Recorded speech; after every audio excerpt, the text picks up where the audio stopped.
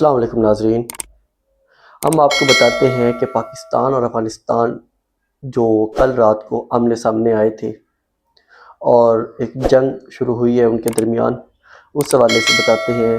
اس سے پہلے جو ہماری ایک تجزیہ اور خبر تھی وہ کس طرح سچ ثابت ہوئی اور اس کے پیچھے کیا بیک گراؤنڈ تھا، کیا وجوہات تھیں یا ہمارے پاس کیا انفارمیشن تھی جس کی بیسس پہ ہم نے کہا کہ یہ جنگ ہونے کے کافی خدشات ہیں۔ اور مزید بھی جو پولیٹیکلی اپڈیٹس ہیں وہ بھی آپ سے شیئر کرتے ہیں۔ آپ نے اگر ابھی تک چینل کو سبسکرائب نہیں کیا تو چینل کو سبسکرائب ضرور کریں۔ ہم یہاں سے آپ کو بہت سی انفارمیشن دیتے ہیں۔ اچھا، آپ آتے ہیں کہ جو پاکستان اور افغانستان کی جنگ ہو رہی ہے، سب سے پہلے ہم نے آپ کو بیک گراؤنڈ بتایا تھا پچھلی ویڈیو میں کہ یہ کیسے کیسے واقعات ہوئے اور یہ یہاں تک نوبت کیوں پہنچی۔ یہ ہم نے آپ کو پہلے بتایا ہے پچھلی ویڈیو میں۔ اس سے 2-3 دن پہلے ہم نے بتایا تھا کہ جنگیں شروع ہونے کے خطرات ہیں۔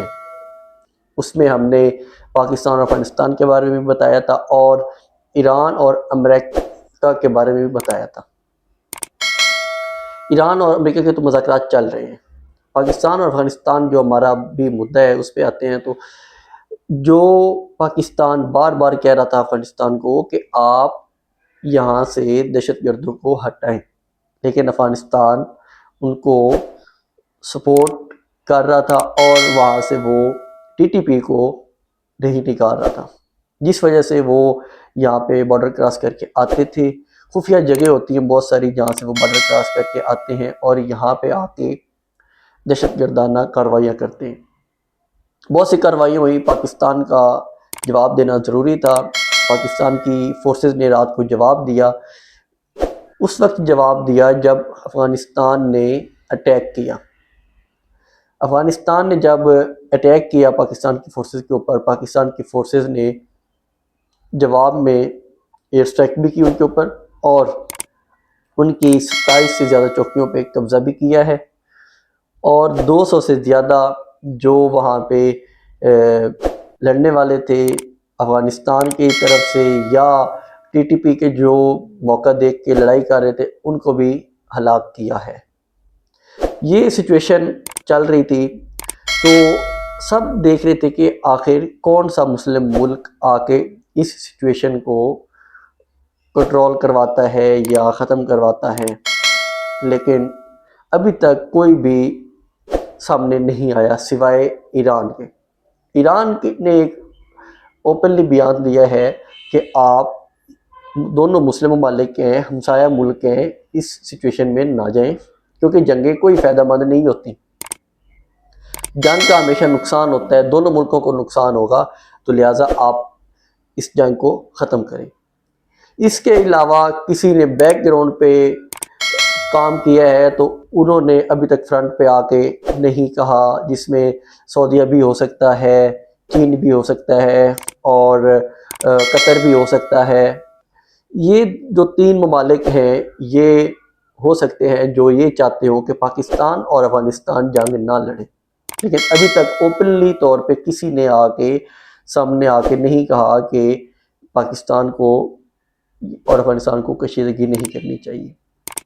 جو ایئر سٹرائک ہوئی ہیں ہم آپ کو بتاتے ہیں کہ اس میں کتنا نقصان ہوا ہے یا کتنا اچیومنٹ کی ہے پاکستان کی فورسز نے اور افغانستان کا کتنا نقصان ہوا ہے۔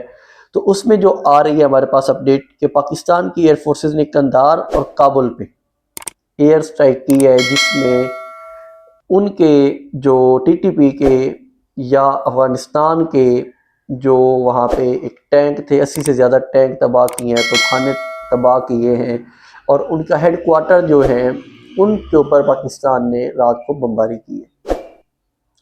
اس کے بعد یہ اپڈیٹس آ رہی تھیں تو ساتھ ہی افغانستان نے جنگ روکنے کا اعلان بھی کیا کہ ہم نے جنگ روک دی ہے خود سے، کیونکہ میں پہلے بھی بتا چکا ہوں کہ پاکستان اور افغانستان دونوں آمنے سامنے جنگ نہیں کر سکتے، کیونکہ پاکستان بہت زیادہ ہیوی ہے ہتھیار کے حوالے سے۔ پاکستان نیوکلیئر پاور ہے، واحد اسلامی پاور ہے جو ایک نیوکلیئر ہے، اس کے علاوہ افغانستان کے پاس صرف گریلا وار کی ٹیکٹکس ہیں. اگر پاکستان کی فورسز چلی جائیں وہاں پہ، کیونکہ کافی سارے سوشل میڈیا کہہ رہا تھا کہ پاکستان کی فورسز افغانستان پہ قبضہ کر لیں گی، یہ کر لیں گی، وہ کر لیں گی، یہ ایک نام لینا آسان ہے. وہاں پہ جب قبضہ ہوگا تو جنگ 1-2 دن میں ختم نہیں ہونی. سوویت یونین یہاں پہ آیا تھا اور وہ اتنا عرصہ یہاں پہ پھنس کے رہ گیا، کیونکہ آپ ان کے ملک میں جا کے زمینی جنگ نہیں لڑ سکتے. یا افغانستان کی غلط فہمی ہے کہ وہ یہاں پہ آ کے جنگ لڑ سکتے ہیں، تو وہ ان کی غلط فہمی ہے. کوئی بھی ملک کسی بھی ملک میں اب جا کے جنگیں نہیں لڑ سکتا، کیونکہ اب جو جنگیں ہیں وہ ڈرونز پہ آ گئی ہیں. وہ توپیں اور گنے، ان چیزوں سے جنگیں بہت آگے چلی گئی ہیں. تو اس طرح ایک سچویشن چل رہی تھی. تو ہم نے لمحہ بلمحہ آپ سے اپڈیٹس شیئر کی ہیں. تو اس کے بعد ہم آتے ہیں تھوڑا سا جو پاکستان میں ایک پولیٹیکلی طور پہ حالات چل رہے ہیں اس حوالے سے، کہ تحریک تحفظ آئین پاکستان نے مذاکرات کی حامی بھر لی ہے کہ اگر حکومت ہمارے ساتھ مذاکرات کرے گی تو ہم مذاکرات ضرور کریں گے.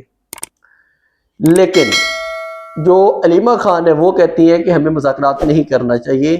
یہ لوگ خان صاحب کی صحت پہ ہم کوئی مذاکرات نہیں کریں گے، خان صاحب کو شفٹ کریں شفا ہاسپٹل، اس کے بعد پھر جو جیسے پارٹی یا باقی سب کچھ چلے وہ ان کی مرضی ہے. لیکن صحت کے معاملے پہ علیمہ خان کافی زیادہ غصے میں ہے. وہ اس چیز کو لے کے کہ عمران خان صاحب کی صحت کو مذاکرات کے ساتھ نہ جوڑا جائے، وہ آپ اپنی سیاست آپ لوگ خود کریں، لیکن صحت ہمارا بھائی ہے عمران خان، ہم اس کے والے سے خود فیصلہ کریں گی. دوسری سائڈ پہ سہیل افریدی صاحب، وہ رہائی فورس جس کا انہوں نے اعلان کیا ہے، وہ چاہتے ہیں کہ ہم اپنی ایک فورس مکمل طور پہ سامنے لے کے چلیں. لیکن جو سینئر لیڈرشپ ہے وہ چاہتی ہے کہ سہیل افریدی رہائی فورس کا اعلان ختم کرے اور یہ والی فورس نہ بنائے. سہیل افریدی صاحب کہتے ہیں کہ اس سے پہلے آپ نے مذاکرات بھی کیے ہیں. محسن نقوی نے پچھلے دنوں جو مذاکرات ہو رہے تھے کہ ہم عمران خان صاحب کو شفٹ کریں گے، انہوں نے اس مذاکرات میں بھی ہمیں دھوکہ دیا ہے، یہ مزید بھی دھوکہ دیں گے. ہمارے پاس جو حل بچتا ہے مذاکرات کے بعد وہ بچتا ہے احتجاج. اور یہ ایک چیز ذہن میں رکھیں، مذاکرات تب ہوتے ہیں جب دوسری پارٹی ہیوی ہو اور رستہ نہ نکل رہا ہو. یہاں پہ اگر پاکستان اس وقت پاکستان تحریک انصاف اس وقت بہت ہی سٹیپ ڈاؤن ہے، پیچھے ہے، ان کے اوپر پابندیاں لگائی ہوئی ہیں کہ وہ نہ کوئی احتجاج کر سکتے ہیں، نہ اپنی سیاست کر سکتے ہیں، کچھ بھی کریں تو وہ مار دھاڑ ان کے اوپر جاری ہو جاتی ہے.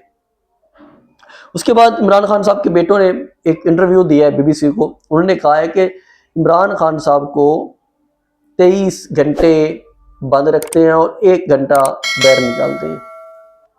پچھلے دنوں ان کی بات ہوئی تھی 2 ہفتے پہلے عمران خان صاحب کی اپنے بیٹوں سے.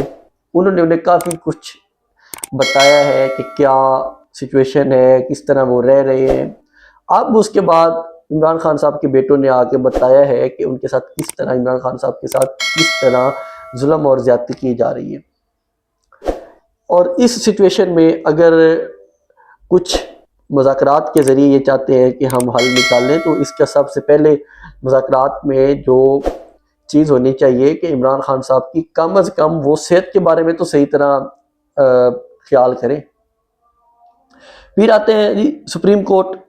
سپریم کورٹ کے بارے میں ہم آپ کو پہلے بتا چکے ہیں یہاں پہ کورٹس کی کیا حالت ہے. آج لطیف کوہر صاحب جاتے ہیں چیف جسٹس یحییٰ خان کی عدالت میں، وہاں پہ کہتے ہیں کہ جی عمران خان صاحب کی جو آپ نے آرڈر کیا تھا کہ ان کا علاج کروائیں، تو اس حوالے سے ہماری ایک اور درخواست آئی ہے، آپ اس کو سنیں تاکہ عمران خان صاحب کو شفا ہاسپٹل شفٹ کیا جا سکے.